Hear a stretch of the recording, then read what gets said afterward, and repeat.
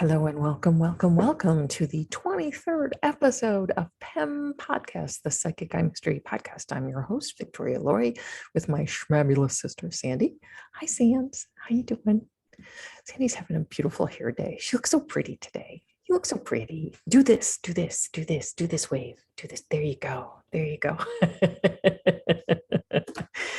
I'm having her wave like the queen that she is, that we all know her to be and love. So ass backwards, it's not even funny. Hey, pull the mic towards you. Pull the mic towards you. I can barely hear you. You know me. You're the queen. Don't you forget it. Yeah, little known fact, Sandy and I were named after queens. So dead queens. Dead queens. I know, yes, exactly. Oh, whatever. Yeah, and had our brother been born a girl, it would have been Elizabeth. So it was Alexandra, Victoria, and Elizabeth. So no imagination. Gonna borrow from readily established. Although, I have to say, I've always loved my name. I've always loved Victoria. I know you changed I have not early on. I have not. I love the name Alexander, though. I have to say, I do love that name.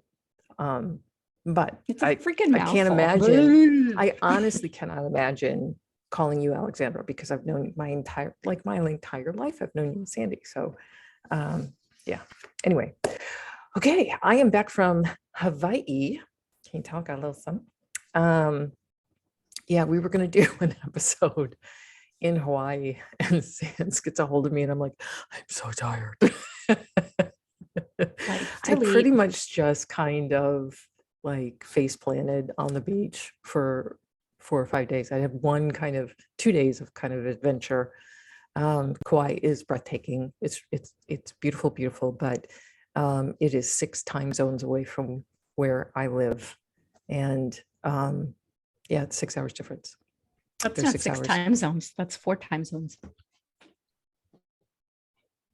No, it's 6. Yeah. Sans. All right, whatever. I think it's 4.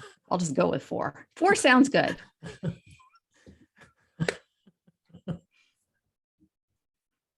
I like 4. I love you. Let's start over, shall we? You are adorable. You really are. Let's start over. You're adorable. Delete. Oh God, hilarious. Let's go back to this. Yeah, so it's 6 hours difference, folks. From Eastern time zone to Hawaii is 6 hours difference, and I've decided I can't do that. I'm too old and too tired to go that far anymore. So I don't know. I'll just go like Caribbean or something. I don't know, other direction. I did not. It took me about almost 10 days really to kind of come back with that. So it didn't help matters either that I went to Seattle as a favor to a dear friend. I don't do psychic parties, but a dear friend of mine really wanted me to read for her closest girlfriend. So I said yes, and it was 2 days of a lot of people, and it like broke me. I was just an absolute zombie. Oh my God, the psychic part of my brain just was like I'm on strike. So but amazing women, incredible readings. I forget sometimes how much clearer and easier it is when I'm literally in the same room with the person, rather than being over Zoom or over the telephone. And my dear friend, who had asked me to come out and do the psychic party, is a Reiki master. She's amazing with energy. And I will be honest with you, I've all these years I've kind of poo-pooed Reiki. I've really been like, is that even a thing? Like, is that real? Like I'm the most, it's so crazy because I'm like the most skeptical person about anything that's paranormal. If I literally don't experience it, I kind of don't believe it. I'm kind of like, yeah, that's bullshit. But she had set the energy of the room that I did readings in, and I swear to God, I could feel it pulsing. I could just feel it. Just was like really incredible. And so I think was kind of amped up on that energy, and it was just much easier. So the details from the other side were just incredible. It was kind of an amazing experience to be involved in, but although I don't know that I'll do that many people again. But yeah, that was a cool experience, I have to say. Loved it. Loved it. Okay, enough of me babbling. Let's do you want to do anecdotes or book first? I don't know how Well, to do these anymore. I'm tired. the anecdote would be good because you just set it up. Okay, I did just set it up. So at this sorry, I'm still 4-6 time zones away from where I normally am. 5. We'll just call it in the middle. We'll just say 5. Let's ask Santa. How many time zones is it between your Mr. Owl, how many licks does it take to exactly eat Tootsie to get to Roll the center of a lollipop? Tootsie Roll Pop? Yeah. 1, Oh 2, gosh. 4. Oh man, we haven't even been drinking yet either. I'm one of this goofy today. Anyway, so the anecdote that I have was one of the women, lovely woman who came and sat for me, and I believe I pulled in I think I pulled in her father, then her mother. I think they all kind of blend together, which is not unusual. I mean, typically for me, when I open that gate, when I'm like, okay, who wants to step forward? It's almost always someone in the hierarchy. It's almost always someone in the ancestral tree. So it's going to be parents, grandparents, or great grandparents. And I love that from the perspective that there's this deference given to our elders, right? And that the family tree is still so strong. And that's another thing that I've noticed is that oftentimes grandparents come in with so much love as if they had a really special relationship with their grandchild.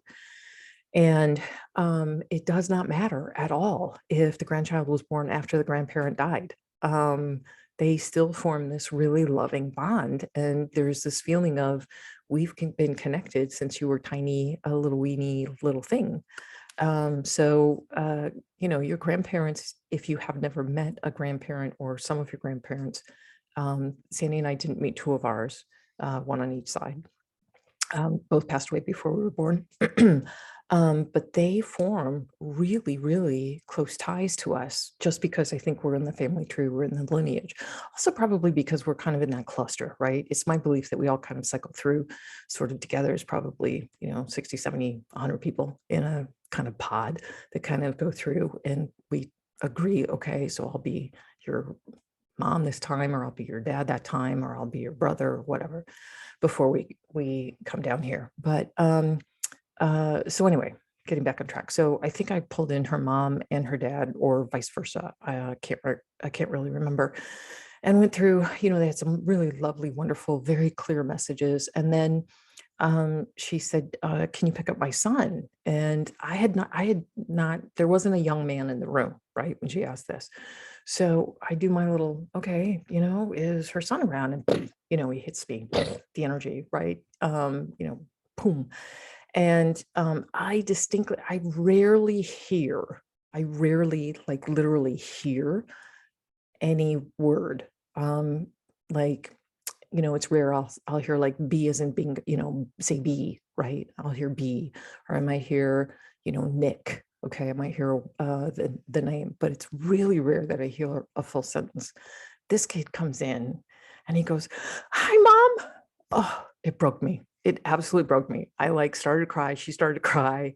He was so excited, like just like a little kid, just couldn't wait to get, to Mom and be like, "Oh, you're here." He was so excited. And he wasn't young either. I think when he passed away, I think he was in his late teens. And this kid was kind of incredible. He had this whole life on the other side that he had kind of developed after he crossed over. There was no hint that, he was working out any karmic issues over there. He kept telling me that he was hanging with his posse.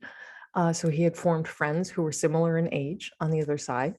And he kept showing me motorcycles that they were kind of motorcycling all over on the other side, get your motor running. They were kind of touring the place.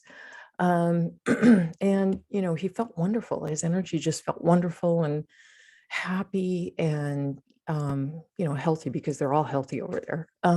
But it was kind of an amazing thing to sort of be in the middle of and witness, because almost always when a soul comes to me, they're like, yes, and so my job is this, right? Um, especially if they were an alcoholic or a drug abuser, or, were an abusive personality, they have stuff to work out right over there. So they might help people here, who are going through similar situations. This kid, nope, just having a good time on the other side, just hanging with his posse and loving it and checking in with his family every once in a while. But he had a full and very rich life on the other side. So, and of course you would, right? Of course you do. Like, of course you do. I don't know why it keeps surprising me, but it does. It kind of keeps surprising me that the other side is just so rich with stuff to do and people to see. And it's like our world expanded exponentially, on the fun side, on the fun and loving side. So yeah, it's very cool. It's very cool. You had any questions, Sans? No, no, I'm simply nothing going to from say the that peanut gallery. this is the third instance where you've mentioned somebody riding a motorcycle kind of freely I know. around. So I'm I wondering know. if there There's no like cars motorcycle or they're kings on not. the other side. I'm telling you. It's heaven's angels on the other side. Yeah. No Yeah. There hell's you go. angels. It's heaven's angels Heaven's over on the angels. other side. Yeah. Yeah. No, there's a lot of motorcycles. There are a lot of boats, and a lot of cars. But it's so interesting because I almost never see like modern cars. Normally, I see cars from like anytime between like the 1930s and like the 1960s. So it's sort of that range when cars were cool, that I see people showing me on the other side, like, yeah, this is my sweet ride. So it's just the for the glimpses into the other side and life on the other side alone, it's such fascinating work. It really is. And I can't fully describe it to my clients. It's almost like, gosh, I wish you could see what I see. I wish you could kind of experience what I'm experiencing right now, by connecting with your loved one. It's absolutely cool. So it really is. It just gives me a lot of hope, as dire as the world is around us right now. As crazy, as upsetting as the world is right now. I know. Yes. It gets better on the other side. That's the only thing. Finish your work here. Do what you needed to do down here. Don't sweat it. Everybody crosses. You'll be good. It's all good. It's all good. And speaking of reincarnation,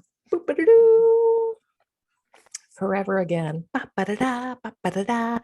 So this is the book promotion time segment of our PEMpodcast. This was a book I wrote when I sold the book When to Disney's Hyperion. They wanted a 2-book deal, which you always love as an author, right? Because it's extra work and extra pay. And so this was the second book that followed When, not a sequel, but a separate standalone.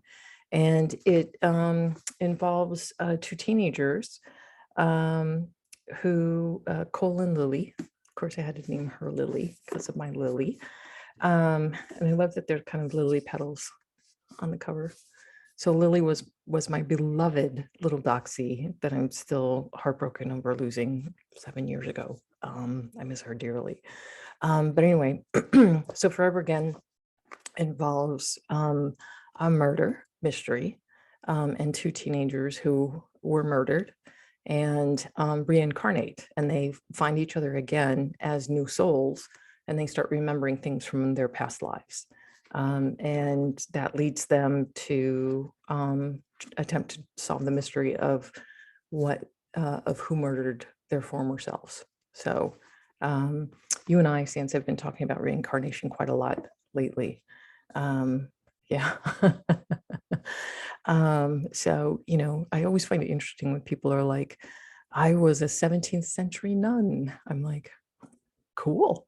Like, who am I to say, really? Were you really?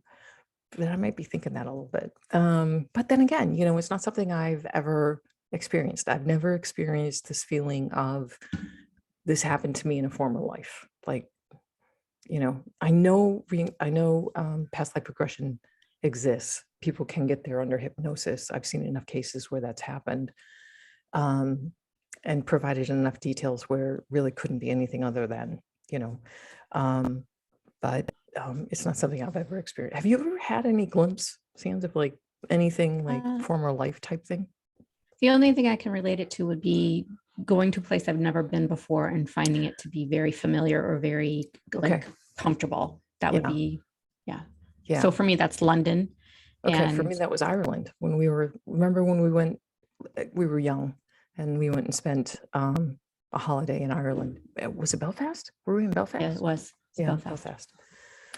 So for you, it was London. Sandy spent quite a bit of time in London. It's kind of your favorite town, right? Well, there are several favorite cities, but yes, London is home for whatever reason. It's always felt very familiar and very comfortable, and well, you have I miss it. The Queen wave down. Yeah, I do. So maybe that's part of the past life. I don't know. And that the other pretty natural, I have to say. That hand popped up and started going pretty naturally.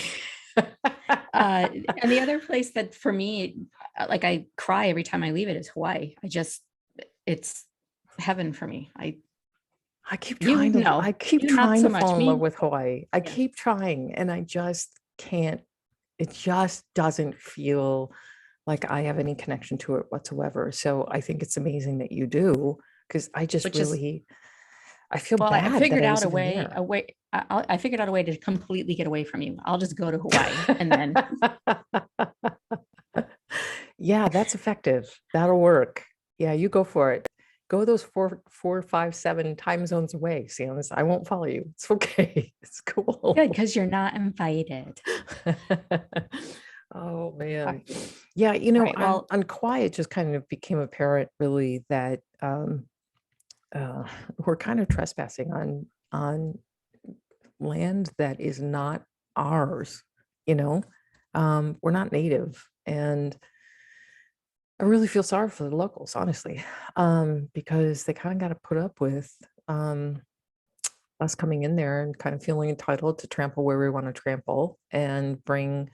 There is actually in Kauai, and this is really heartbreaking, there's a fungus that is killing trees. The most plentiful tree in Hawaii is a certain type of tree. I can't remember what it is. There's a fungus that's attacking it and killing it in weeks, sometimes days.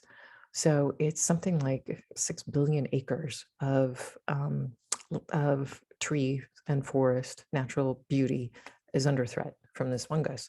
And, didn't get there from the wind.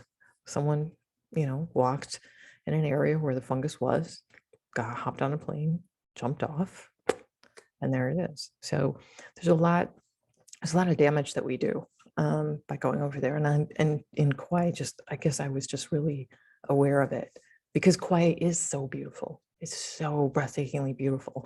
And from that standpoint, it feels a little fragile to me. So, yeah. Yeah. What are you going to do? Okay. So I think we should jump into our mystery. And if you hear heavy breathing behind me, it's my dog. I gave her a bone, and this is the way I can keep her quiet. And I'm very aware of this going on behind me. It's my dog. Hear it. Just can't hear it. Good. I kind of thought, I don't know. Yeah, can't hear it. Bella's the best though. Someday you're gonna have to hold her up for the camera because she's adorable. Bella loves me. Sandy doesn't like that she loves me. I don't mind that she loves you. You just take over my dog. I'll take over. Bella comes to me. Bella comes and wants to sleep with me whenever I visit. It's because you stand at the bottom of the stairs with cookies. I don't. I swear I don't. Don't tell your mom.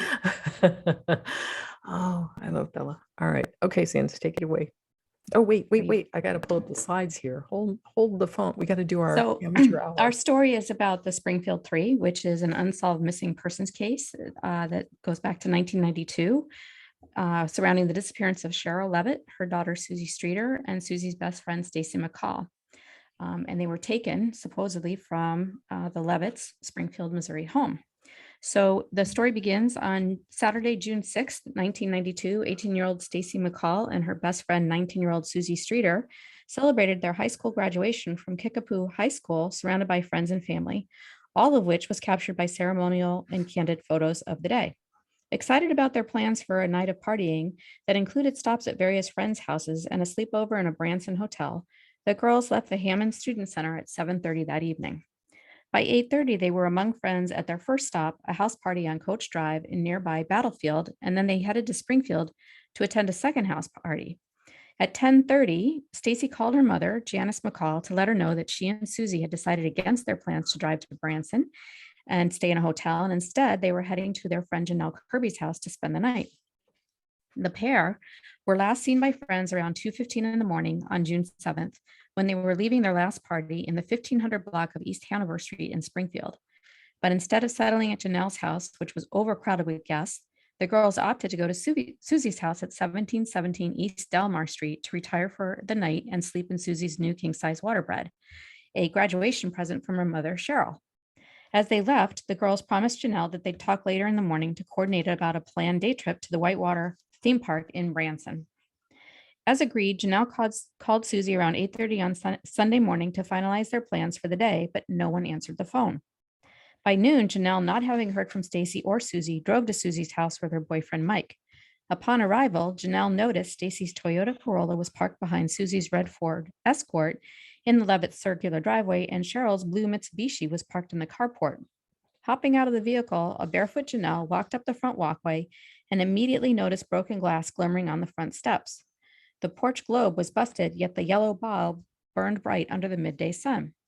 Janelle surmised that someone or something may have bumped it accidentally. With no response to her knocks, Janelle peered through the living room window and saw that the room was tidy with nothing out of place. Thinking that her friends might be out back sunbathing on the cloudless 80-degree day, Janelle walked around to the backyard but found the yard empty. As a favor to Susie's mom and to protect Janelle's bare feet, Janelle's boyfriend Mike grabbed a broom, swept up the broken porch light glass, and dumped the remnants in the garbage in the garage. Police would later determine that Mike unknowingly discarded a vital piece of evidence. Janelle and Mike then entered the quiet house through the unlocked front door to look for the girls. So sorry. After calling out their names, Susie, Cheryl, Stacy, Janelle encountered Susie's Yorkie, Cinnamon, who was overly excited and even agitated, and took immediate comfort in Janelle's arms.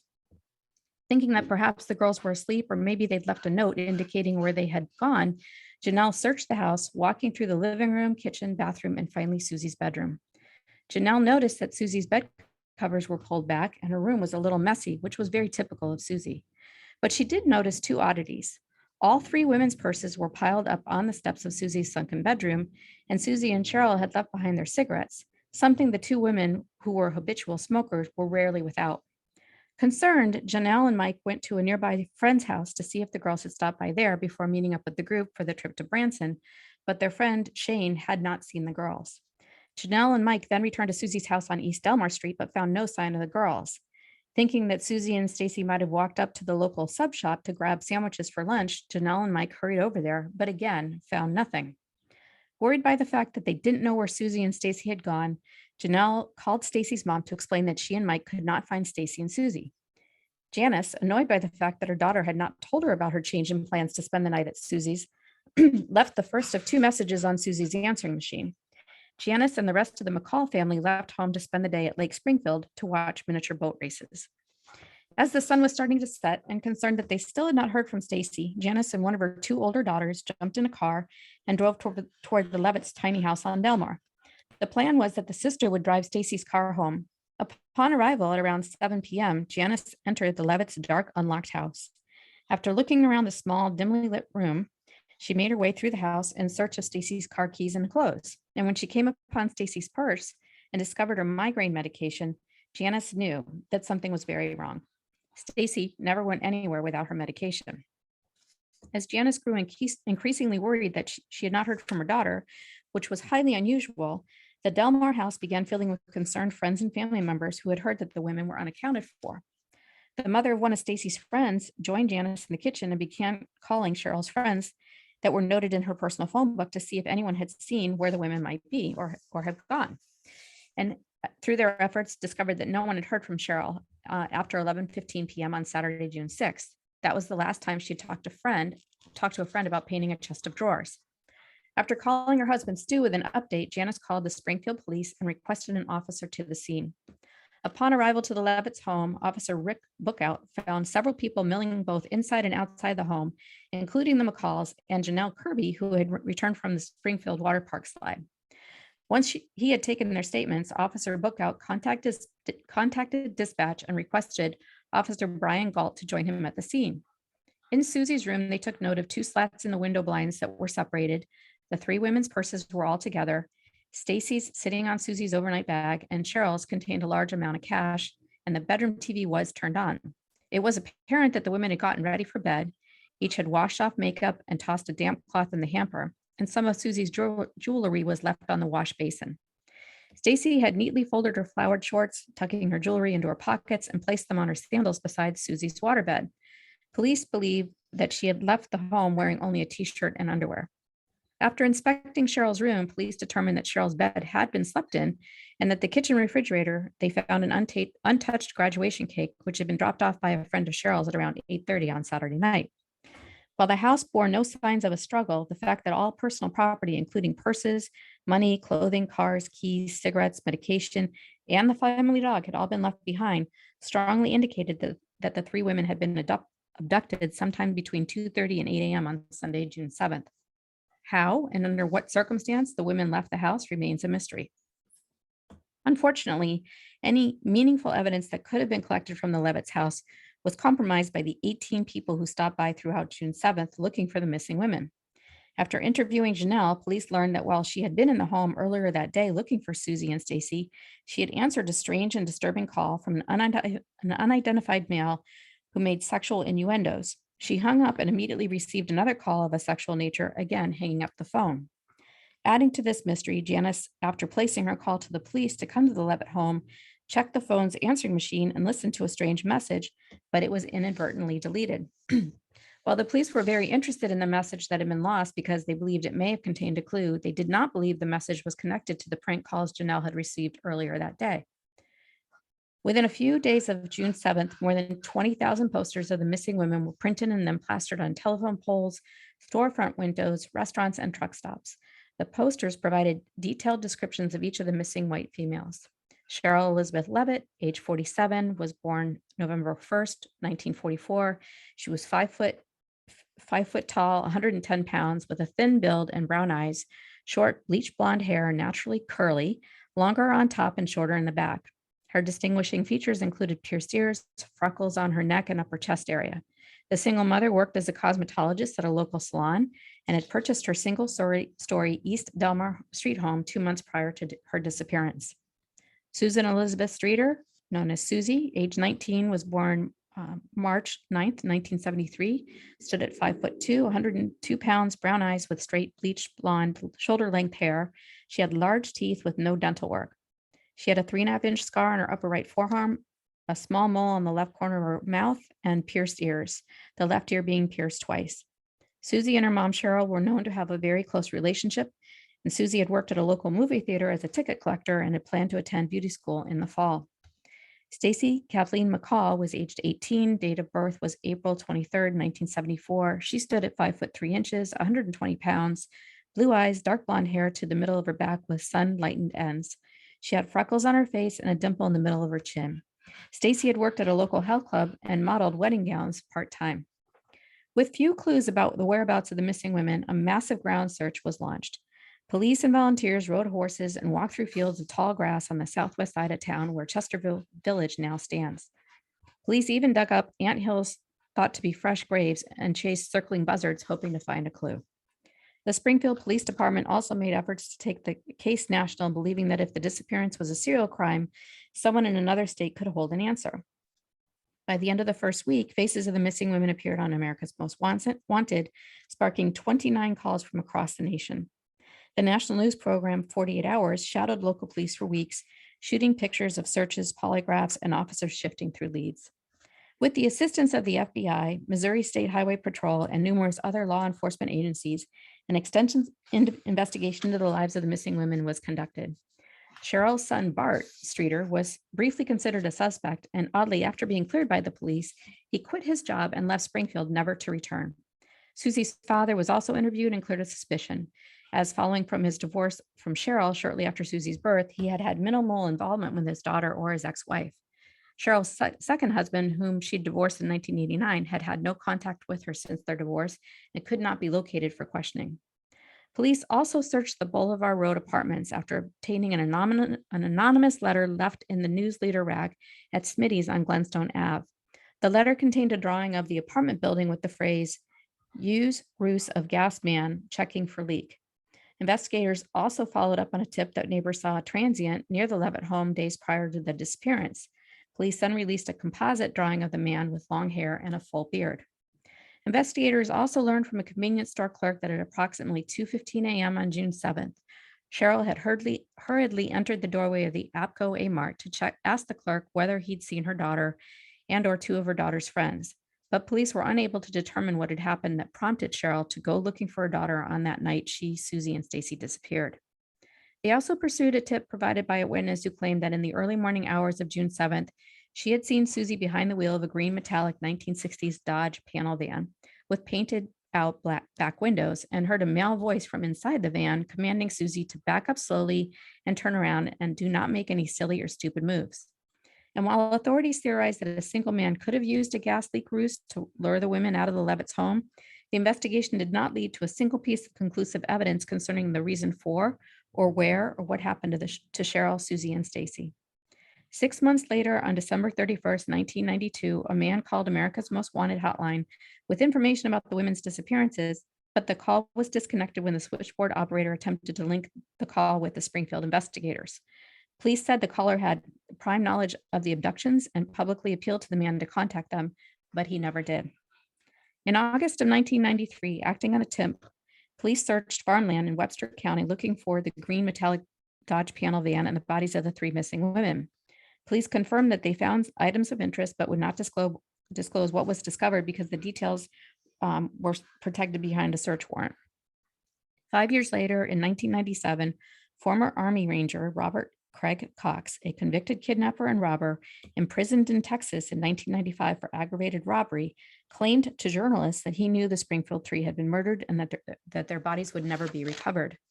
Cox was high on the list of the 10 people police considered suspects because he was a suspect in the 1978 Florida rape and murder of 19-year-old Dorothy Zellers, who was intercepted as she traveled home from her job at Walt Disney World. Cox had been convicted for Dorothy's murder and served time on death row, but he was released in 1989 following a Florida Supreme Court decision to overturn his conviction. Coincidentally, in 1992, Cox had been living in Springfield, Missouri, working for SM&P Conduit, Inc. as a utility locator tasked with marking underground utilities in South Central Springfield. When interviewed in June of 1992, he told investigators that he was with his girlfriend at church the morning after the women disappeared, which she corroborated. However, she later recanted her statement and said that Cox had asked her to say that. Cox also stated that he was at the home of his parents on the night of the June 6th and 7th, and they confirmed that alibi. Cox had met Ted Bundy during his stay in Stark, Florida prison, so authorities were uncertain if Cox was involved in the case of the 3 missing women or if he was simply seeking recognition for the alleged murders by issuing false statements. Cox stated to authorities and journalists he would disclose what happened to the 3 women after his mother died. As of 2006, police have not been able to obtain enough evidence against Cox to secure an indictment. And while they can't ignore his comments regarding the Springfield Three, detectives believe there are other people and tips that look promising. For Sergeant Mike Owen, all of our eggs are not in Cox's basket. We're still looking at lots of different people. And if tomorrow we had a lead and solved this case and it wasn't Cox, I wouldn't be surprised. In 2007, investigators received a tip that there were women's bodies were buried in the foundations of the south parking garage at Cox Hospital. However, they did not believe that the lead to be credible as the construction on the parking garage began in September of 1993, 15 months after the women disappeared. Given that digging up the area in question would be extremely costly, the Springfield Police Department refused to follow up on the tip. Crime reporter Kathy Baird followed through on this tip, however, and invited Rick Norland, a mechanical engineer, to scan a corner of the parking garage with ground-penetrating radar. Interestingly, Norland found 3 anomalies, roughly the same size, that he said were consistent with a grave site location. 2 of the anomalies were parallel and the other was perpendicular. Despite their findings, the Springfield Police Department and Prosecutor's Office have stated that they have no intention of digging up the area without any reasonable belief that the bodies could be located there. In the aftermath of this tragedy, Cheryl Levitt and Susie Streeter were declared legally dead in 1997. However, their case files are still officially labeled missing. And in 1997, Susie's father passed away. Stacy's parents, Janice and Stu McCall, created an organization to help families whose loved ones are missing. They hold out hope that their daughter could one day be found and have vowed not to declare her dead until investigators find her remains. Cheryl's son and Susie's brother, Bart, launched and maintained the Streeter family blog until 2013, at which time he turned over publishing responsibilities to his daughter, Dee Streeter. Despite 5,000 tips and the case having been featured on 48 Hours, America's Most Wanted, Investigation Discovery, and People Magazine Investigates, the mystery remains unsolved, and police do not have a clear picture of what happened to Cheryl, Susie, and Stacy. A reward fund of $42,000 has been established for the location and prosecution of the persons responsible for the abduction of these 3 women. And my sources for this story are the Springfield, Missouri Police, Wikipedia, the Springfield Three, the Springfield News Leader, 3 Missing Women 10 Years Later, parts 1 and 3, and then the Streeter family blog. And one final note is that according to Crime Watch Daily, Cox worked with Stacy's dad, Stu, at an auto dealership, and there was suspicion by Crime Watch Daily, at least, that he may have stalked Stacy. So, for what that's worth. So, what do you think happened? The globe that was found on the porch, shattered. That to me was the biggest clue that stood out. So, Cox, when I was reading your write-up, Sans, Cox's name jumped off the page at me. I'm like, okay, he definitely was involved. But then also the girlfriend's testimony, there was something niggling at me about the girlfriend. So I did a meditation to try and, hone in on it, because it wasn't really coming together. Just kind of glancing at the write-up wasn't really coming together for me. So I did a meditation, fell asleep, woke up, meditation again. I'm tired, people. It was really interesting, because once I woke up, I had sort of the feeling of what took place form, and then I did a quick automatic writing, and it kind of all came together. So it's my firm belief that there were 3 people ultimately involved. There were 2 there at the home. The girlfriend, I felt, was involved. I felt that Cox had been stalking the girls, and that there was a view that he could see them from the backyard, that he could see what was taking place inside. So he waited for the 2 girls to get home, because he was really after the 2 girls. So he had his girlfriend fake a ruse. So they created a loud noise by dropping the globe, and he had his girlfriend lay down on the ground.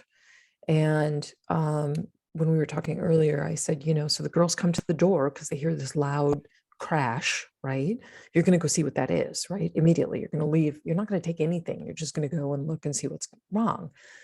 They see this woman lying face down on the ground. They go outside to try and help her. He comes up behind them with a gun. So I felt there was something that took place at the back of the house. There was this strong feeling that something at the back of the house took place. I don't know if he marched them back there and tied them up. I'm not quite sure what happened there. My one question to you is, where was the van seen? Because in my automatic writing, I'd totally forgotten about the van. And that came through, that he marched them into the van. Do you know what street that was on? Like, was I don't think it was.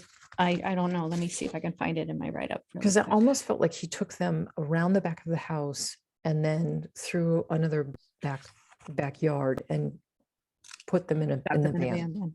Oh, that makes sense. Because I just didn't feel like that van was on the same street, and that might have been the thing that took place behind the house.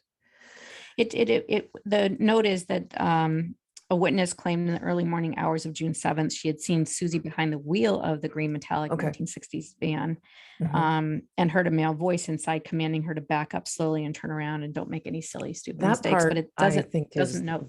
bullshit. The part where she's like, back up and don't make any silly or stupid moves. No man says silly. I'm sorry. That just, as someone who writes dialogue, I've never, ever have a man say silly because they don't say silly.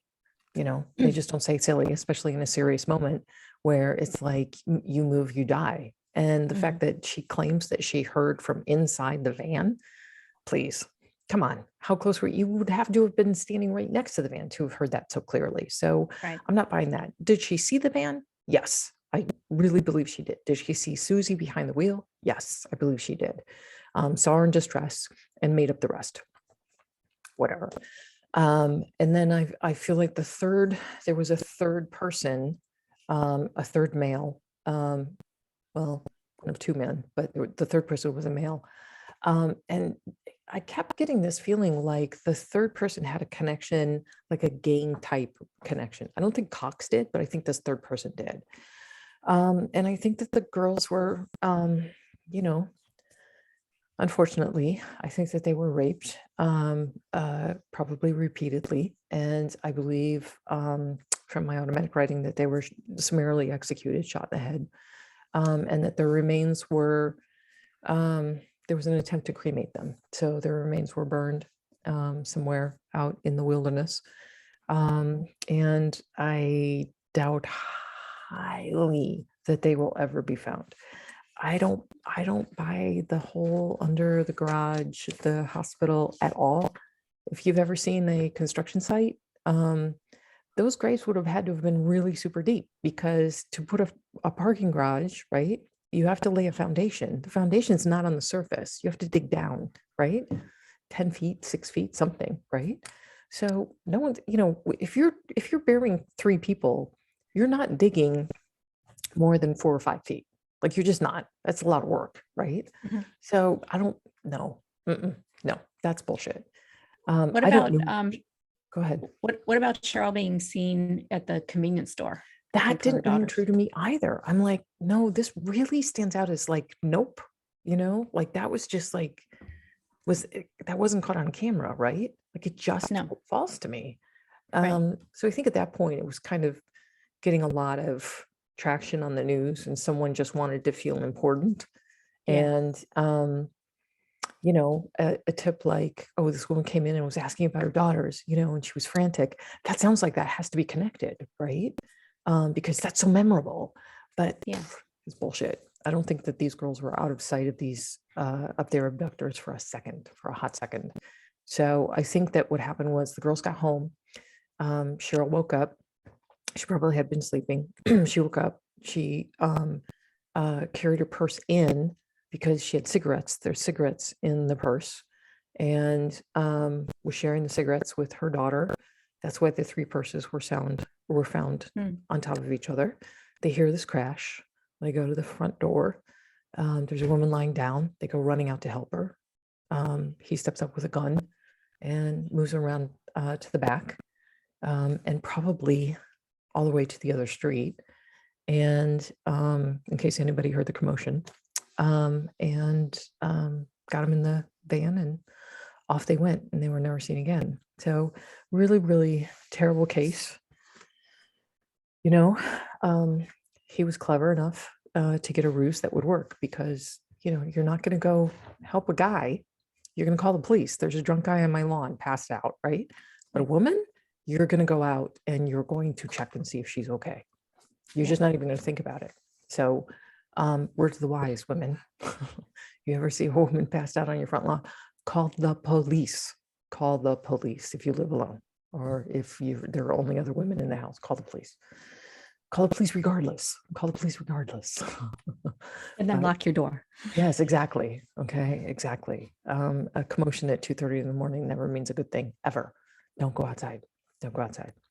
So that's why the dog was kept inside, because they never entered the house. And that's why Cheryl's cash was untouched, because they never entered the house. And that's why the doors were unlocked, because they never entered the house. So That's what I think happened. Sad. Do you have a sense of any of these three women on the other side? Are they? Yeah, they, that's actually, I'm so glad you brought that up, because that was another interesting point. Because typically, when I do these things where, young lives have been taken before their prime, there's a sense that, oh, they're getting ready to cycle back through again and finish their timelines. I didn't get that sense with these three. I had the sense that they were actually well and good on the other side, that whatever trauma they experienced, they had healed from, and that they were, there wasn't really a sense of purpose associated with them, that they were just on the other side, kind of hanging out. Who knows if they have jobs, or if they're traveling on motorcycles or in cars, in cool cars, who knows? But the sense was that they were happy, that they were happy, they were whole and happy, and had come through that trauma okay on the other side. So I didn't get a sense that the girls were ready to reincarnate through, and usually I do, but that just wasn't offered to me. So they might be, but the information wasn't really offered to me. So I don't know, honestly. So probably not a case that's going to ever be solved. Unless... No. The only way it could be solved, honestly, I think, is if the girlfriend stepped forward, because she's already recanted her story, which is really interesting, right? So she's recanted and said, I was threatened, probably because she was starting to feel like, shit, if they find anything and link me back to it, then I can say, well, I was threatened to say that I was with him, or I was coerced into this situation, right? I was not a willing participant. So she was kind of covering her tracks then. And then she shuts down, right? She totally shuts down. She just doesn't say anything else. I don't think Cheryl's son, had anything to do with it. And I think that portraying him as, having suspicious behavior, listen, if you are accused of the disappearance of your mom and your sister, right, and the police are interrogating you as if you did it, are you going to stick around in that town? No, you're going to get the fuck out. You're going to pack your shit, and you're going to, like I would, I'd be like, I don't need this shit. I don't need to be here and be under suspicion and have people think I had anything to do with this. He had nothing to do with it. Yeah, so I think that the only way it could be solved, honestly, is if the girlfriend, I don't know, came forward and conscious got the best of her and she confessed. But there's this third person that feels like he's kind of the evilest one of the three, obviously. And he's got this connection. There's this feeling of like gang ties to him. So I doubt highly that she will be willingly, she would willingly step forward, implicate herself, and point fingers. That ain't gonna happen. Happen. Especially if this third person is still free. Yeah, which is my feeling. So yeah, thank God Cox he's in jail, right? He's in jail. That's my understanding. Yes. Good. Hope he rots. I hope he rots. I hope he's miserable. I hope that there's pain for him every single day. I can wish bad things on bad people. I'm okay with that. Okay. All right. So yeah. That's my impressions. I could be wrong, obviously. Always I could be wrong. But tuning in, that kind of makes the most sense for me. Like, how do you get three women outside, especially if one's in a t-shirt and our underwear? How do you do that? With no sign that early in the morning after 2 a.m. Exactly. Exactly. I find it really interesting that he must have been, like you said, he was watching and stalking them. So he must have known that they were graduating that night. It just happened. Had those girls gone to Branson and spent the night in the hotel, they probably would have, I don't know if they would have been spared. Them. I honestly think he was following them. I really do. I think that he had this planned for a while. I think he watched TV with his parents until they went to bed, 8:30, 9 o'clock. And then he went out and he found the girls. And I think he just followed them. Wow. And stalked them and waited for an opportunity. And he was, so even if they had found a hotel room in Branson, he would have gotten to them. That was his whole goal, was to get to them. This wasn't like, oh, look, two girls are, in a house with their mother. He knew this was planned. This was really, really planned. But he would have had to have coordinated the green van and his girlfriend too. Yeah. For if sure. he was following them. So for sure. Yeah. No, this was not a spur of the moment last kind of crime of opportunity. He planned this. This was the whole thing. Okay. Yeah. Well, Sicko. very disturbing. So this case has been very haunting since I researched it. So I'm, and I really have to give you credit, Sans, for diving into this, because it's a creepy case. It's creepy, right? Yeah. Like Yeah. there's still this kind of energy associated with it. It's just like gives you the shudders and the goosebumps, Yeah. This is the kind of thing that will keep you up at night, because Yeah. you think you're safe in your home. And in Right. reality, if somebody really wants to harm you and Right. has a plan that Right. you have no knowledge of, it's very frightening. Right. Yeah. Right. It's similar to that case of the family in, I think, Connecticut, where there was the mother and the two daughters, and those Chester, yeah, Connecticut. yeah, yeah, where they stalked them from the grocery store, and murdered all three women.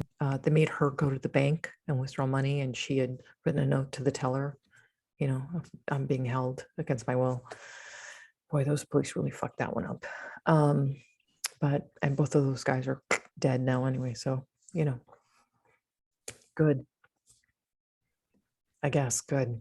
Go to the other side and face what you did. I guess it's the best I can wish you. So, and hope you become a better soul after. Yes. Right. All right. So I have no idea what we're going to talk about next week, but I will come up with a good one. We're just gonna make it up as we go along. Exactly. Yeah. Well, you've got so much. Also, you've got so much in the can. My sister, truly, I bow down to my sister, because you really have put in so much work and so much effort. Truly, these are amazing. I guess I wish you guys could see, my inbox. It's like there's so much that she's already written up and researched and done. And then every week she's like, "Well, I sent you this case. Did you read it?" And I'm like, "Not yet." Do I have to? So there's a lot in the can. We've got a lot of episodes ahead, so it's all good. It's all good. Also wanted do you want to to talk about the idea that you No, I do not. No. Okay. But I do want to say thank you to the fan that left us a note on YouTube comments that had mentioned a couple of cases. I will look into them and see if there's a way to bring them to life on our podcast. So thank you for the suggestions. Keep them coming. I'm always interested in hearing about a case that somebody has an interest in. So thank you. Our fans are awesome. Click like, right? They're really getting involved, which I love. It's so awesome. Please, at the end of this, click like. Yes. Leave us the subscribe. comment. Check out victorialaurie.com if you would like a reading from me. I would love to give you a reading. Mother's Day, right around Mother's Day, I had so many mothers come through from the other side. It was really, really special. It was really lovely. So Father's Day is coming up. If you want to hear from your dad, sign up for a reading. Let me know. Okay. Sounds great. Okay. Right, awesome. Thank you very much. Love you too. Thank you everyone for listening, and we'll look forward to seeing y'all next time. Give Bella a squishy from me. From her Thanks favorite. for barking. Wait, what? No, I said she was barking in the middle of the podcast. Oh, so I thought you said it was her birthday. Audience. I'm like, no, that was the 5th. Yeah. I know her birthday. Okay. Thank you all very much. Love you. Okay. Bye, everybody. Bye.